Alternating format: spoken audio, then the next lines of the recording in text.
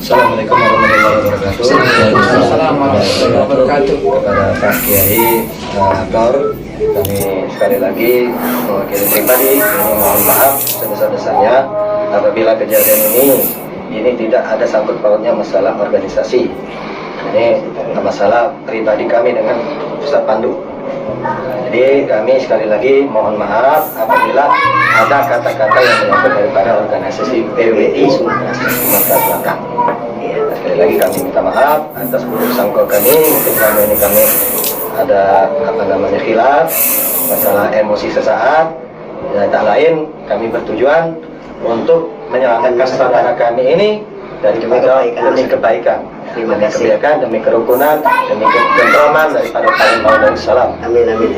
Biasa. Makan semoga menjadi pelajaran bagi kita semuanya, semakin banyak obat Islamiyahnya, semakin barokah untuk umat dan khususnya bangsa kita cintai yang paling bangun Darussalam. Amin amin. Oke. Kita bersaudara. Sama-sama. Sama-sama insyaallah.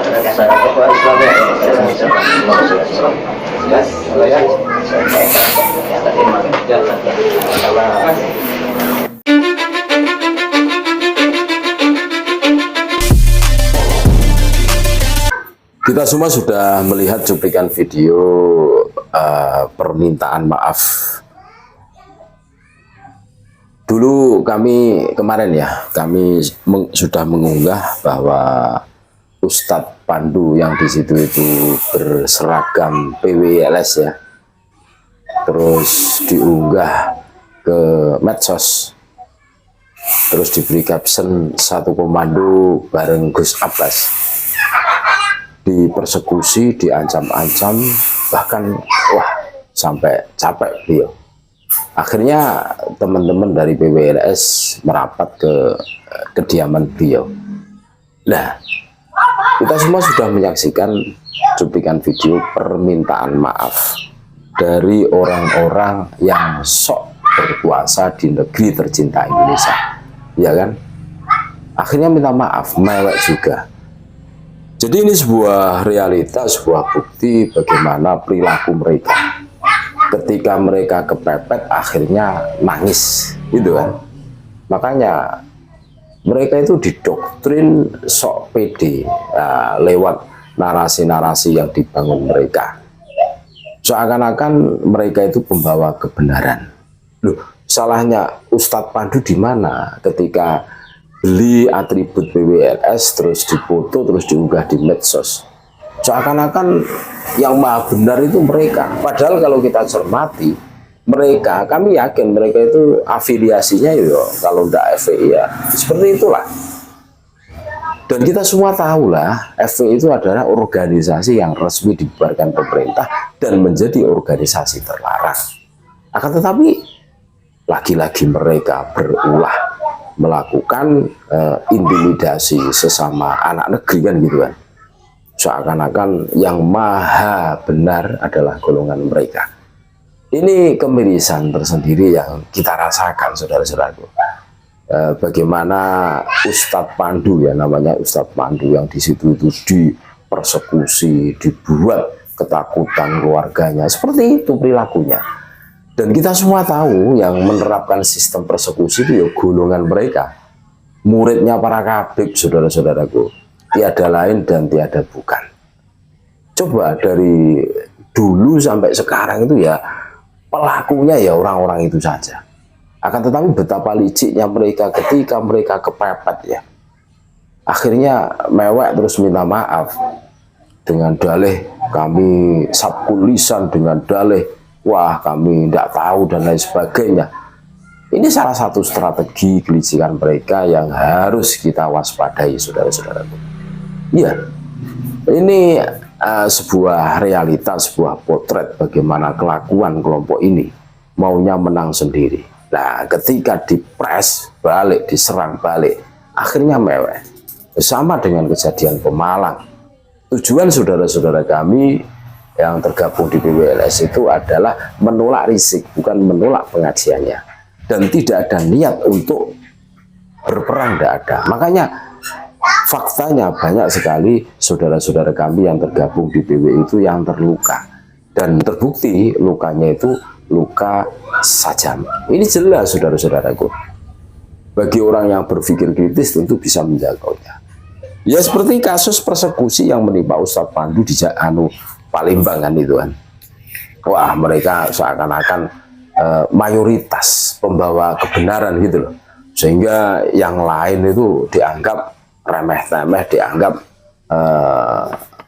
sesuatu yang salah gitu loh. Padahal kalau kita cermati bareng-bareng justru malah mereka itulah yang melakukan kesalahan. Ikut organisasi yang jelas sudah dibubarkan pemerintah dan dilarang. Akan tetapi mereka tetap kekeh. Orangnya ya itu saja kan begitu kan. Jadi kita semua sudah menyaksikan. Akhirnya kan mewek ini yang mempersekusi Ustadz Pandu ini. Akhirnya minta maaf.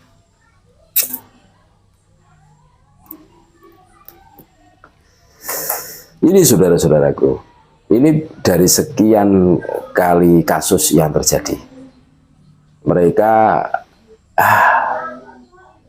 tidak tahu malu ibaratnya. Pertanyaannya, sebelum melakukan sesuatu, apakah tidak pernah dipikirkan? Kan gitu seharusnya.